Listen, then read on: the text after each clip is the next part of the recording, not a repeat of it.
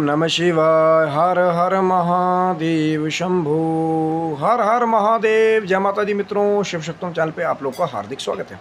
और चैनल पे यदि नए हैं तो विनम्रता से निवेदन करूंगा कि चैनल को सब्सक्राइब कर लें, ताकि हमारे द्वारा बनाई भी कोई भी वीडियो सबसे पहले आपको प्राप्त हो। वीडियो में दिखाई जाने वाली जानकारी यदि आपको अच्छी लगे तो ज़रूर लाइक शेयर सब्सक्राइब करें, क्योंकि वो जो दिव्य प्रयास कहीं ना कहीं हमारे द्वारा चल रहा है भगवान शिव जी की कृपा से, माँ जगदम्बा की कृपा से, शिव शक्तम चैनल पे, कि कहीं ना कहीं आपको वो जो दिव्य लीला है कहीं शिव महापुराण में गीता प्रेस गोरखपुर के संदर्भ से, वो कहीं ना कहीं आपको जो है श्रवण करवाई जाए।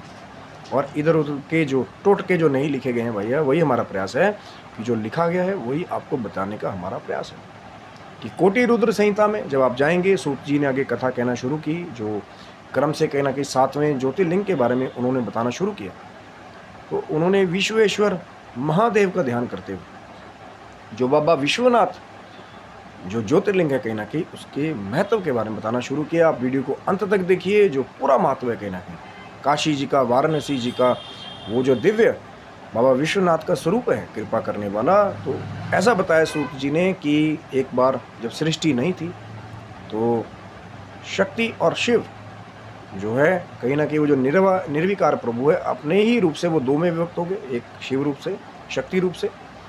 फिर वहाँ उन्होंने आगे एक प्रकृति पुरुष की कहीं ना कहीं कल्पना की। तो भगवान विष्णु जो नारायण जो है, कहते हैं कि उन्होंने वहाँ पे फिर अपने आप को पाया तो बड़े हैरान हुए कि हमें उत्पन्न करने वाला कौन है। तो आकाशवाणी हुई कि तपस्या करो। तो कहते हैं कि भगवान विष्णु ने कहा कि महाराज कोई स्थान ही नहीं दिखाई दे रहा, तपस्या करेगा। तो फिर कहते हैं कि भगवान शिव ने 5 कोस की ये जो भूमि है कहीं ना कहीं, जो काशी नगरी है कहीं ना कहीं, उसका निर्माण करके फिर भगवान विष्णु ने कहते हैं कि वहाँ पे तपस्या की। उनकी तपस्या से, परिश्रम से वहाँ श्वेत धाराएं जल की जो है निकलने लगी। वो बड़े हैरान हुए कि ये क्या निकल रहा है। तो कहीं ना कहीं उनके कान से एक मणि गिरी थी, जो मणिकर्णिका घाट जो कहीं ना कहीं है, वो फिर वो जो मणि गिरी थी वहाँ से मणिकर्णिका, वहाँ से नाम पड़ा। और फिर कहते हैं कि वहाँ ब्रह्मदेव का उनके नाभि कमल से कहीं ना कहीं प्रकटे हुआ। और कहते हैं कि भगवान शिव जो है कहीं ना कहीं प्रलय के समय ये जो काशीपुरी है इसे निकाल करके अपने त्रिशूल पे धारण कर देते हैं।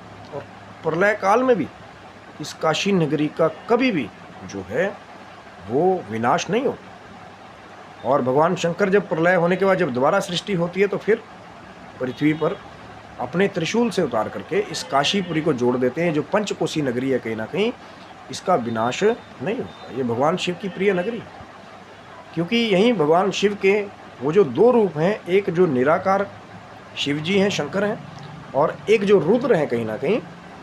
तो अविमुक्त रूप से वो जो रुद्र कहीं ना कहीं, या जो विश्वनाथ जो है, जो वहाँ शिवलिंग के रूप में प्रकट हुए, उन्होंने निराकार शिव से कहीं ना कहीं ये निवेदन किया कि मैं अविमुक्त रूप से महाराज यहाँ पे विराजमान हूँ विश्वनाथ रूप से, तो आप भी जो है यहाँ कृपा करके जो है भक्तों का उद्धार कीजिए। तो कहते हैं कि वहाँ फिर वो जो निराकार शिव जी हैं वो भी वहीं पे विराजमान रहने लगे। और वो जो शिवलिंग है कहीं ना कहीं, जो बाबा विश्वनाथ ज्योतिर्लिंग कहा गया है, भगवान शिव जी की कृपा से भक्तों को मोक्ष भोग देने वाला कहा गया। और ये जो वाराणसी में जो काशी नगरी है, इसके महात्म्य का तो वर्णन पूरा कोई कर ही नहीं सकता, कोई भी नहीं कर सकता, क्योंकि साक्षात महादेव जी यहाँ पे वास करते हैं। महादेव जी की कृपा इस नगरी के ऊपर है, काशी नगरी के ऊपर। और सदा ही महादेव जी माँ पार्वती के साथ यहाँ विचरण करते रहते हैं। अब वो भाई आपको दिखाई दे या ना दिखाई दे, वो अलग अलग सिद्धि शक्तिवान लोग हैं जो कहीं ना कहीं भगवान शंकर का वहाँ विचरण करते हुए भी दर्शन कर लेते हैं। या भगवान देवादिदेव महादेव कपूर के समान गोरे, वो कई करोड़ों सूर्यों की प्रभा वाले, कई कामदेवों को रूप को विफल करने वाले, वो जो देवादिदेव महादेव जो अपने भक्तों को सभी जो है फल, मोक्ष और भोग प्रदान करने वाले हैं।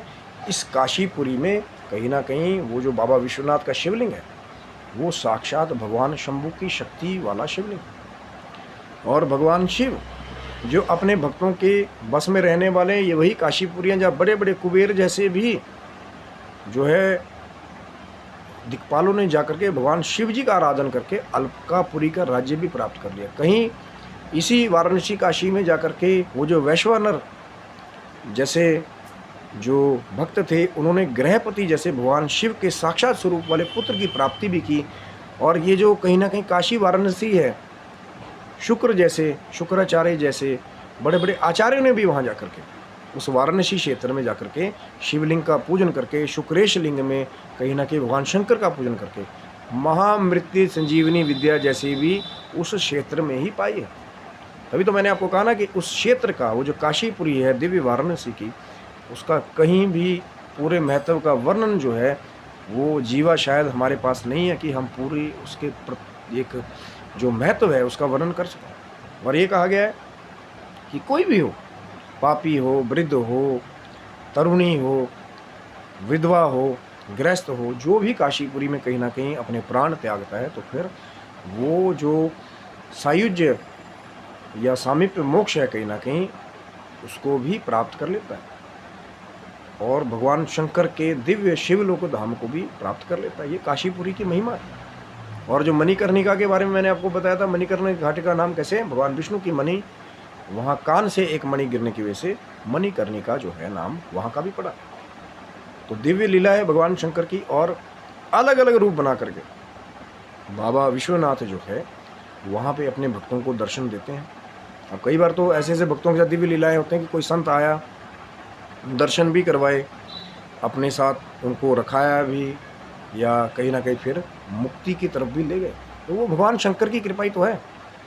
कौन आपके साथ गया, वहाँ पे आप किसके साथ रहे, दिव्य प्रसाद आपने ग्रहण किया, और कहीं ना कहीं वो जो काशी नगरी की कहीं ना कहीं आभा है उसका वर्णन जो है कोई भी पूरा नहीं कर सकता।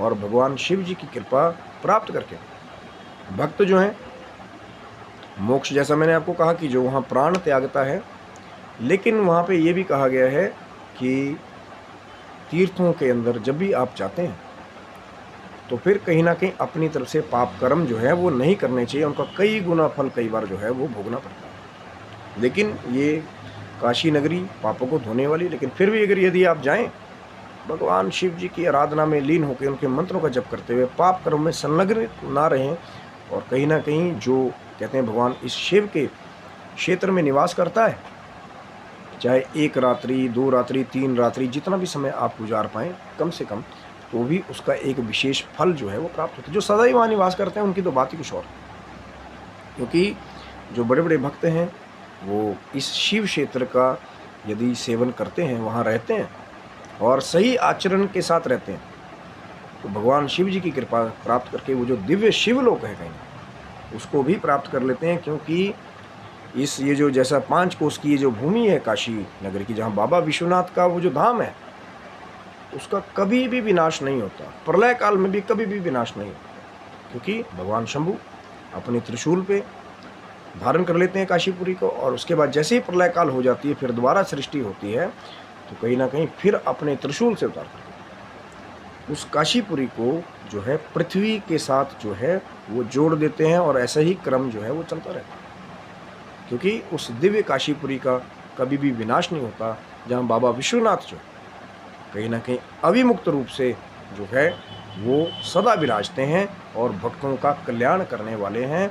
लेकिन सबसे बड़ी बात, जैसा मैंने आपको कहा कि जो शिव भक्त हैं जब भी जाइए बाबा का दर्शन करने के लिए आपको बुलावा हो, तो कहीं ना कहीं सिर्फ भगवान शिव जी की ही आराधन में पूजन में लगे रहिए। जो पाप कर्म है कहीं ना कहीं इधर उधर के, क्योंकि ऐसा होता है ना कई बार दिव्य क्षेत्रों के आसपास भी कई बार माया रूप से वो जो दूसरी जो कुछ चीज़ें हैं जो हमारे समाज के अनुरूप नहीं है वो भी मिलती हैं। लेकिन आपका उद्देश्य क्या होना चाहिए कि दिव्य लीला है, दिव्य कथा है, वहाँ जाइए, दिव्य मंदिर का विग्रह का दर्शन कीजिए, स्पर्श